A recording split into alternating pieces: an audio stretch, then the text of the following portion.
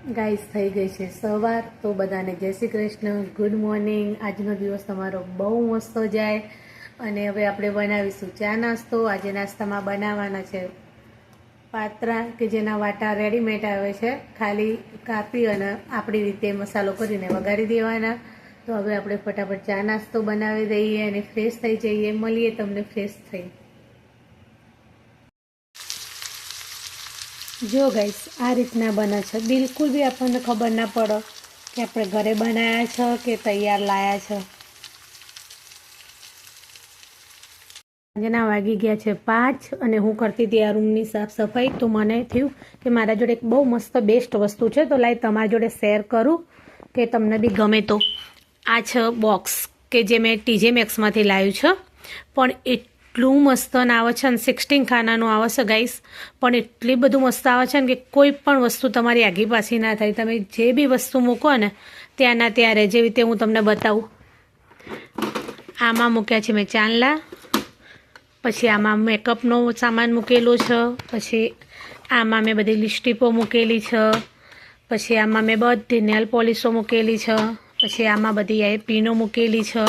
એવી રીતે દરેક રીતના અલગ અલગ ખાના આવે છે। જો હું તમને બતાવું કે તમારે કોઈ પણ વસ્તુ મૂકવી હોય ને તો ત્યાંના ત્યારે અહીંયા તમે એરેન્સ બી મૂકી શકો, સેટ બી મૂકી શકો। પણ મારા જોડે શું એ બધી વસ્તુ થોડીક વધારે હતી ને, તો એના માટે મેં છે ને વોલમાર્ટમાંથી લાવીને આવા અલગ અલગ બોક્સો બનાવી દીધા છે કે તે સેફટી સાથે પડી રહે। તો જો કોઈને અમેરિકાની અંદરથી લાવવું હોય ને તો આ TJ Maxxમાં મળે છે, પણ બહુ જ મસ્ત આવે છે। $34 હોય છે। તો લાવવું હોય તો TJ Maxxમાંથી લાવી દેજો, કારણ કે વસ્તુની સેફટી સારી રહે, બીજું કંઈ નહીં। ચાલો તો હું રૂમની સાફ સફાઈ કરી દઉં, પછી હું તમને મળું। શું કરે? કોઈ ભીંડા સમારી, શું બનાવવાનું? ભીંડા શાક ને રોટલી। એકલા ભીંડાનું શાક ને રોટલી? તો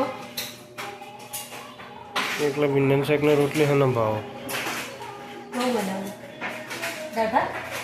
દાળ ભાત બનાવી દે। હારે દાળ ભાત શાક રોટલી બનાવી દઈએ। જો ને ભીંડા તો કેવા આપણે તો જો ચમચી આગળ રહીએ ના ગઈ જાય, થોડા થોડા પેલા થઈ ગયા, વરસાદમાં પડ્યા નતા।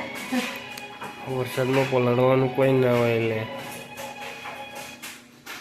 જો તો ખરા, તો અમે 2-3 દાડા એ લોકો લાઈન પડી રહેવાય ને પછી આપણે લઈએ ને 2-3 દાડા આપણે પડી રાખીએ, એટલે એવું જ થાય। શું કરે? ચમ ખણખણ કરે? આ જો જીવડે નતું કર્યું કાલ, પછી બાપા જીવડે કેવો હોય જો, ગોળી લીધી? પેલી લીધી એલર્જી? તો મોટી તો જાય છે કે દવા પણ જોવું પડશે। ના ના, મટી જાય કે ના, ઓમાં દવાખાને ના જવાનું। પણ અરે જીવડે બહાર જઈએ એટલે ચમ કર્યા, તો જરૂરત બહારથી જ કરે ને, ઘરમાં થોડો કર્યા। પણ એને આરે કઈ જીવડે એને ખુલ્લા પર જાય, મને શું ખબર છે એ જીવડું તને કહી દીધી?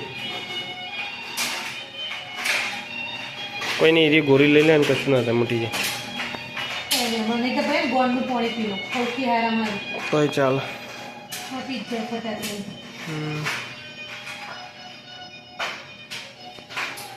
કરે કોઈ નહીં, જો રોટલી બનાવું।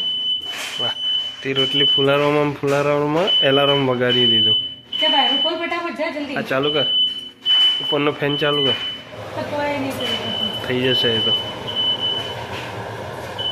આવું થાય, રોટલી ફુલારવાના ચક્કરમાં ધુવારો વધારે થઈ જાય।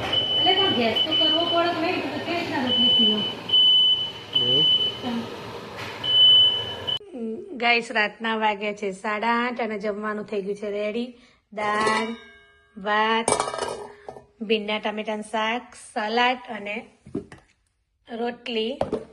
એકલું રોટલી શાક જ બનાવવાનું હતું, પણ આજે 22ની ફરમાઈશ ઉપર દાળ ભાત બી બની ગયા। તો ચાલો જમીન પછી મળીએ તમને। ગાઈસ, રાતના વાગી ગયા છે 9:30 અને આપણે હવે બ્લોગનો કરશું એન્ડ, અને મળીશું કાલે નવા બ્લોગ સાથે। ગુડ નાઇટ, જય શ્રી કૃષ્ણ। Good night.